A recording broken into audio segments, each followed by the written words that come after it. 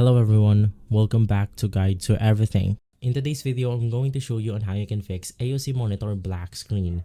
So the first thing that you want to do is to go ahead and check physical connections.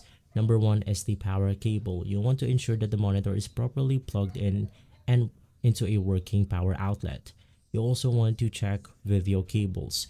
You want to verify that the video cable, HDMI, DisplayPort, etc. is securely connected to both ends of the monitor and computer. And lastly, you want to check for loose connection.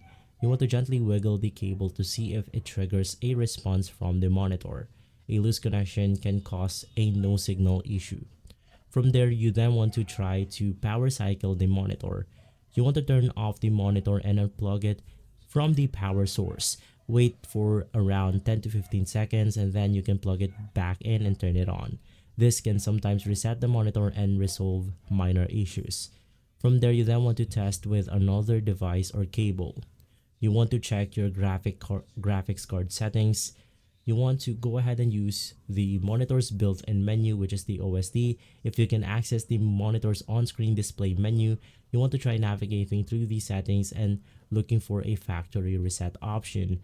Now, if you can basically see the OSD, it means that you are having a software problem. It's either on the connection or on the graphics card that you are using. You also want to check the monitor's status LED. You want to update your graphics card drivers, and so from there, you are good to go. If this video has been helpful, leave a like, subscribe, and follow Guide to Everything for more videos like this. Thanks for watching.